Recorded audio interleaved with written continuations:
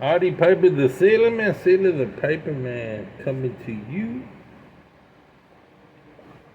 Let's see. Oh, okay. That was the problem. I was blocking it. Here with my Viking pipe. Boy, I've been smoking up a storm with my Cavendish. I'm almost out. Gotta get some more. I really like Cavendish. Out of all the aromatics,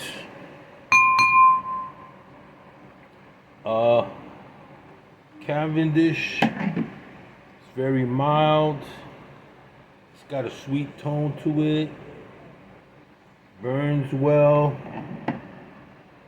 And I just love it, you know? It's great. I'm thinking about what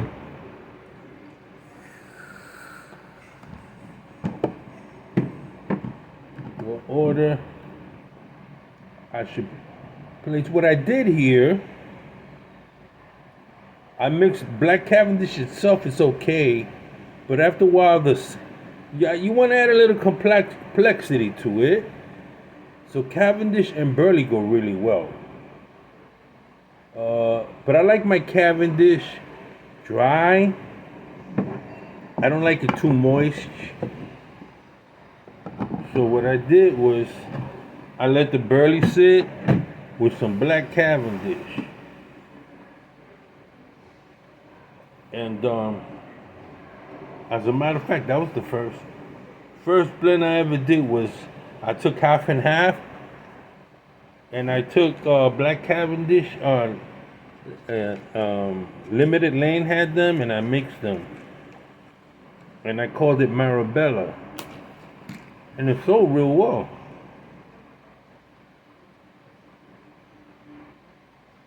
Now,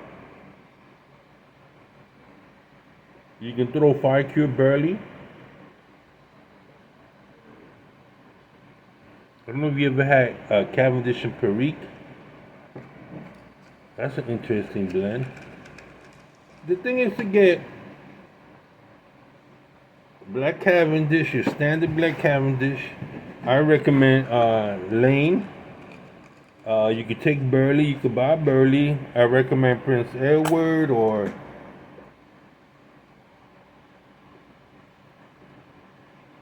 any blend you like, any Burley you like.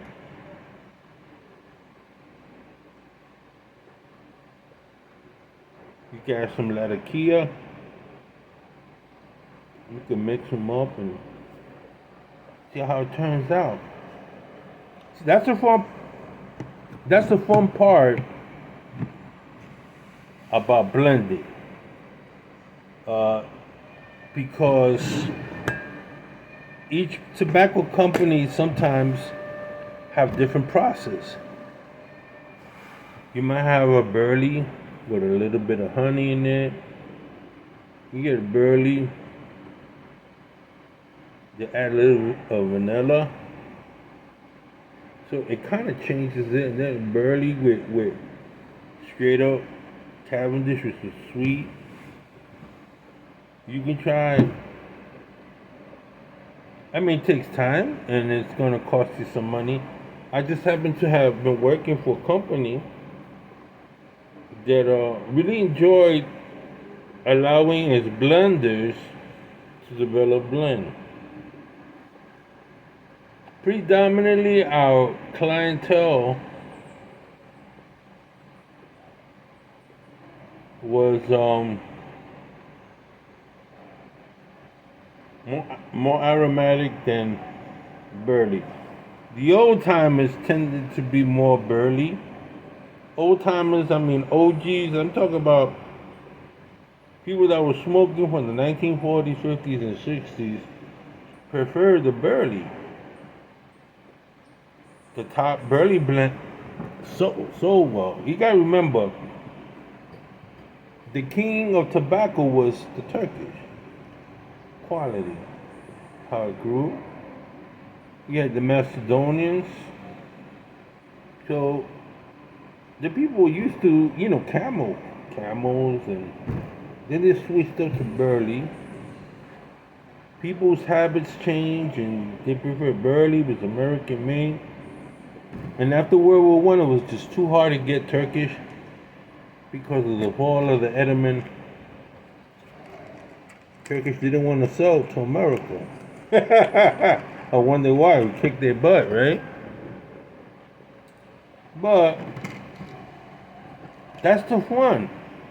You know, people talk about pipes and pipes and pipes and pipes and pipe this and artisan this, and we take away the focus from tobacco and we give it to the pipe makers. Well, you know what? A pipe maker can make a pipe, but sure don't make the tobacco taste better. The whole purpose of pipe smoking is to enjoy tobacco. Now, some people get into the look of the pipes and all that. I prefer the other. I was one, hey, look at this beautiful pipe. Caminero, Don Carlos.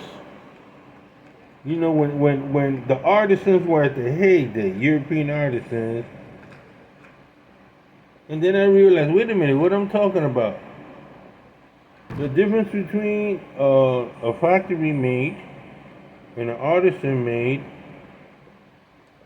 Factories got all the kinks worked out. They got better quality control. A pipe maker, depending on his skill, the quality control varies.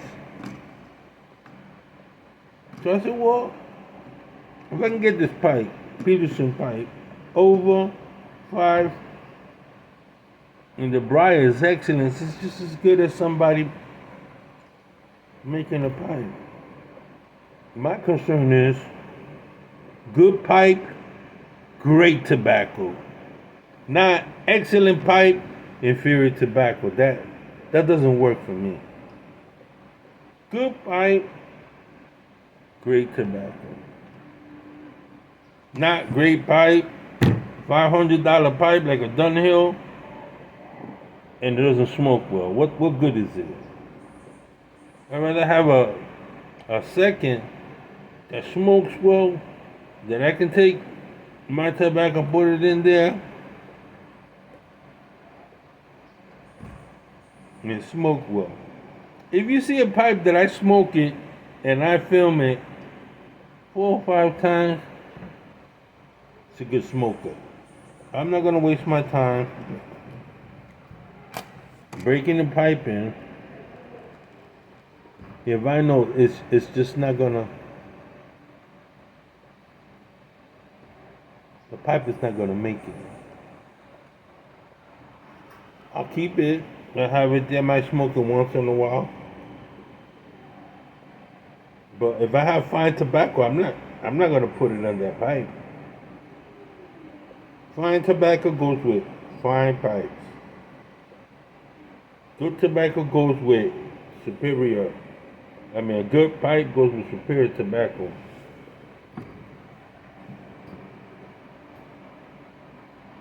And learn to make blends. Because as you're making the blend, you have to try them out, you have to taste it, try quality control. Can you get the same supply? Supply and demand. Now, I hope to get me a Froggy Morton. You know anybody that's selling it at a decent price? I want to get Froggy Morton and then try myself, with my experience, to have a counterpart. Let's see what happens. Okay. Let's see what happens, you know? I think I can come up with a different mortgage blend. I mean, I can come up with a good blend that's a lot like Froggy Morton. I believe I can do it. I got the knowledge. I just don't have the material. So If I knew exactly the ratio, what tobacco to forget about it. I know I could do it.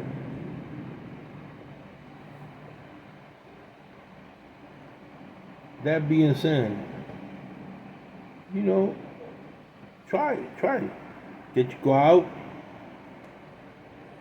to a store, get yourself Glen Cavendish, Glen Virginia. Well, you know, they're very Virginia. Well, you get your standard Virginia, your standard Burley, and experiment. Do ratios, blending. You'd be surprised. You come up with a really nice blend. Well, that's it. I just wanted to talk a little about the importance of tobacco blenders. Now, an excellent tobacco blender is this gentleman from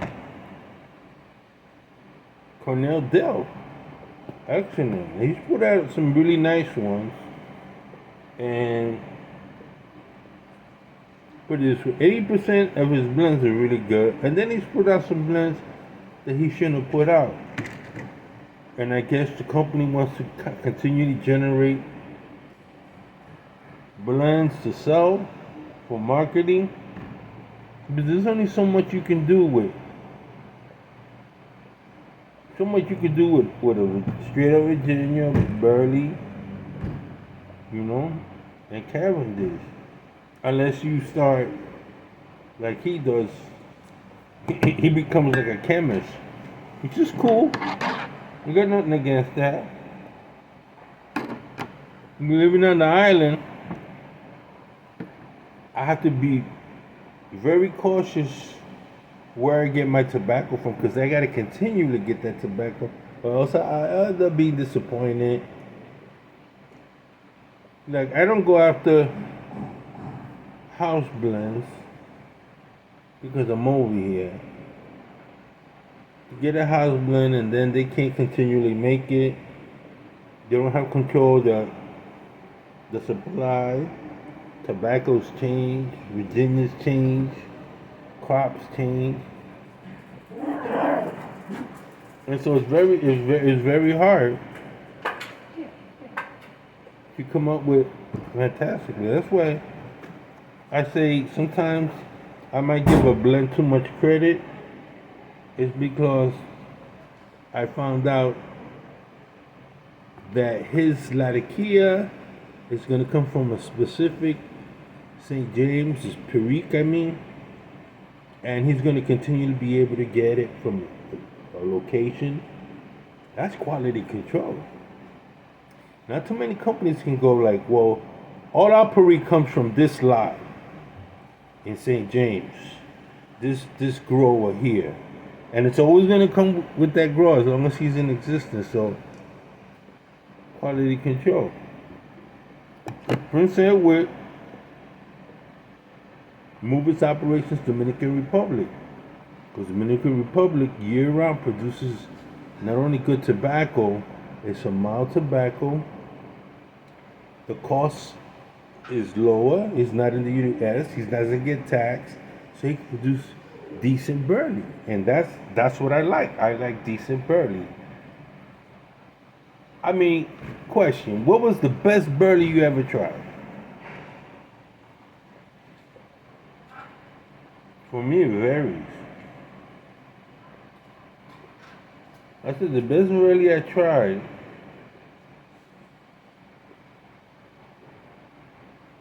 And I guess is this toasted Burley I tried once. It was really nice. It was McClellan Blue. It's a damn shame they went under, man. That's the problem with overexpansion. You develop such a clientele, you can't meet their needs. That's why I like those little family. They like, this is what we're gonna produce. If you can get a hold of it, fine. We're not gonna overextend ourselves. You keep control of the quality. Well, this is State of the Pipe and the Pipe and State of Man. You just want to talk about blending. If you got any suggestions or any blends you think I should try, please jot it down or go get it. St. David, I had never tried Joe Krantz. I tried it. I really sincerely enjoyed it. By trying that Krantz, it also made me realize how mature St. Dave is in trying burley. He's a burley guy, like matches 860, I think is the. He's a burley guy. I've tried some of his blends. It's okay. He knows what he's talking about when he talks about burley. And then some people talk about aromatics. They really don't know what they're talking about aromatics. But if you Tono smokes a lot of. He knows a lot about aromatics, and he chooses his tobacco to be very flavorful. I do too from time to time, but also you have to understand when you eat food and you smoke a pipe afterwards. Sometimes it's like if I eat a steak, I want a burley. If I eat pastry or whatever, I'd want something sweet. Amaretto blend. Well, that's it. Say to the Piper Man, Piper the Sailor Man. You guys take care. Enjoy the day.